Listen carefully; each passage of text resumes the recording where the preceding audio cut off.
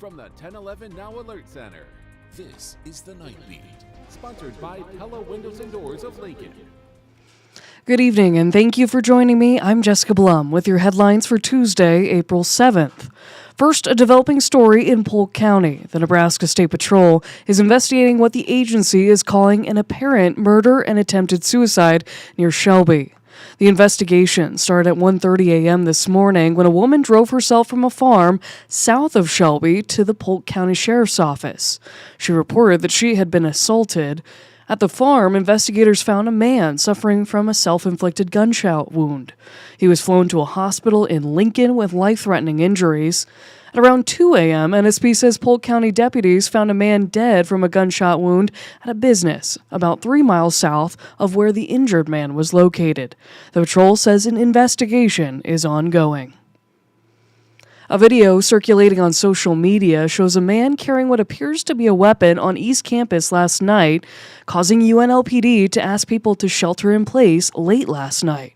The alert was issued just before midnight, saying there was a suspicious person in the area near East Campus Union. According to police, it was believed the person was carrying a long-barreled rifle. After reviewing security cameras, 3 juveniles were seen with airsoft guns. The incident was resolved in about 25 minutes. This evening, President Trump announced on social media that the U.S. has agreed to a 2-week ceasefire with Iran today, provided that the Strait of Hormuz was opened, according to CBS News. The deal was put together by Pakistan's prime minister, who reports that the time will allow for some diplomatic negotiations. This comes after the president gave a hard deadline of 7 p.m. Central Time to work out a deal or, quote, a whole civilization will die tonight. Trump says that Iran has proposed a 10-point peace plan that could help end the war. Much more on this is up on our website. But in Lincoln today, Congressman Mike Flood stopped to meet with the Lincoln Chamber of Commerce and share some of the work he's been doing in Washington, D.C. We got the chance to catch up with him afterward and discuss the war in Iran and the president's comments on Truth Social this morning. 1011's Matthew Mitleiter has the story. This morning, President Trump threatened that a, quote, whole civilization will die tonight, never to be brought back again if his demands to Iran aren't met. In Lincoln today, Congressman Mike Flood defended Trump's language, saying the president, quote, often uses very strong rhetoric to achieve his goals. I am proud of the fact that we have a president that's willing to stand up and fix problems. I do very much believe that the people of Iran need to take the United States seriously and end this. They recently have killed as many as 45,000 protesters in their own country. We're not dealing with people that are celebrating human rights. America has a history of being some of the best actors in the world in this space, and I have every reason to think that will continue. Flood said that while the president has authority to take some military action and has historically been allowed to do so, since no congressional approval has been made to declare war, any escalation or boots on the ground would require Congress to step in. We have given the president an exceptionally long runway to accommodate this. He needs to land the plane. This conflict needs to come to an end, and hopefully that happens tonight. Other Nebraska delegates have also chimed in. Senator Pete Ricketts saying he wants to see, quote, peace and security for Americans and the world. He goes on to say that no one other than the terrorist regime in Iran wants to see the loss of innocent life. Congressman Don Bacon saying it's, quote, not right to target civilians with military action, and that any attack Trump makes must strategically target only the power plants and infrastructure that support Iran's military and government. I think the president, more than anything, though, is posturing to tell Iran, come to the table, and let's settle this peacefully from here on out. So I think this is a negotiation tactic more than anything. Bacon adds that America needs to work with its allies, including NATO, to strengthen national security, and that Trump's threats to various countries around the world has hurt the U.S.'s standing with Europe. Reporting in Lincoln, Matthew Mitleiter, 1011 News. Thank you, Matthew, for that report. As the war in Iran has continued, gas prices have continued to climb. Let's take a look at the cost of a gallon of regular. According to AAA, the national average is at $4.14. The state average is at $3.53. And right here in the capital city, we are looking at $3.52. With only 4 planned working days to go, senators are making last-ditch efforts to get their legislation across the finish line. Though 2 of those bills came from Omaha's Kathleen Kauth, attempting to amend her transgender-related legislation into separate bills in their second round of debate. Our Darsha Dodge brings us more on what we know tonight. It's known as catching a ride. Amendments like this only need 25 votes to be added on, but it's no less contentious. This is our last chance. 2 of Omaha Senator Kathleen Kauth's bills, LB 730 and 732, which deal with the use of bathrooms by sex assigned at birth and providing gender-affirming care respectively, are seeking new life attached as amendments to bills in their second round of debate. One of those bills is LB 933 from John Kavanaugh of Omaha to provide protections for doctors recommending medical cannabis. There are 2 senators who have filed hostile amendments that are intended to undermine this bill and be either a poison pill or hijack the bill for something that has nothing to do with providing protections for families getting access to medicine.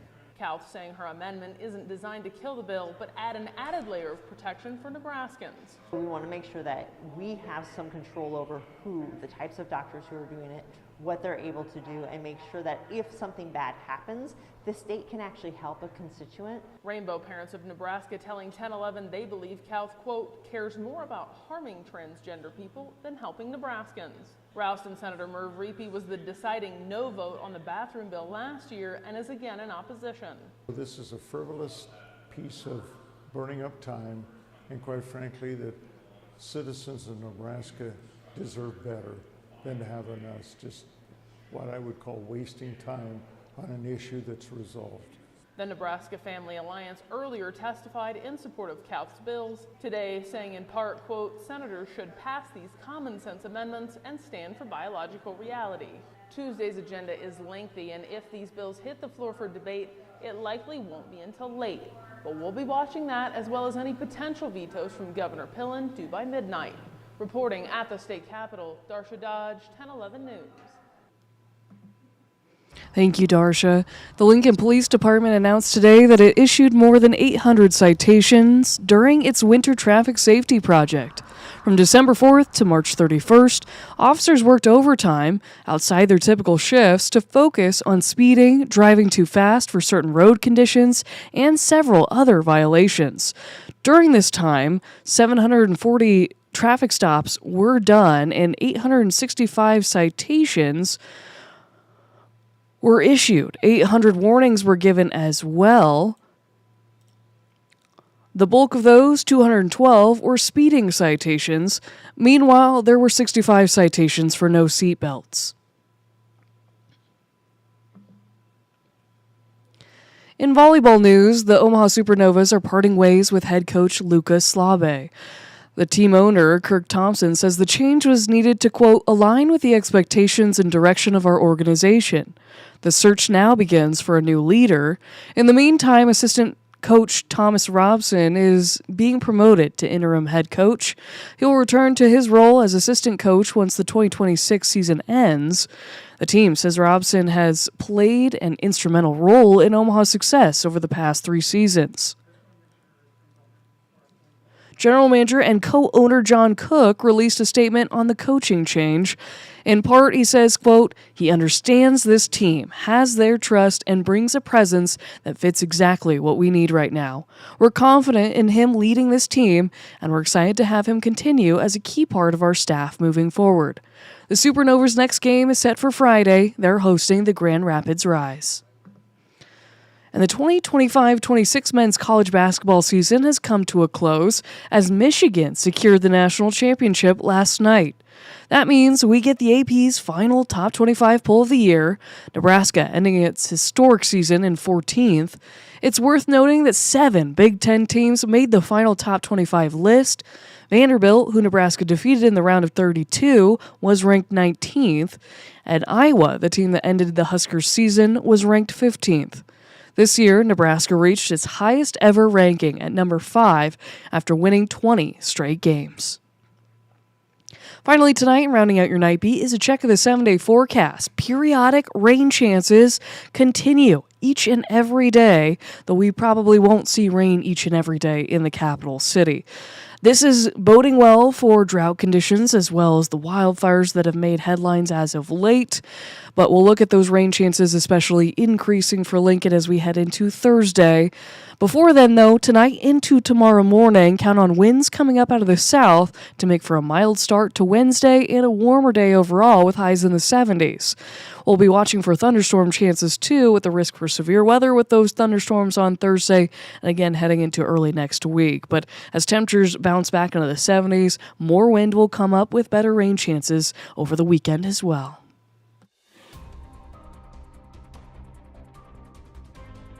You've been listening to The Night Beat. Sponsored by Pella Windows and Doors of Lincoln. Watch, listen, and stream on the 1011 app on YouTube or wherever you get your podcasts.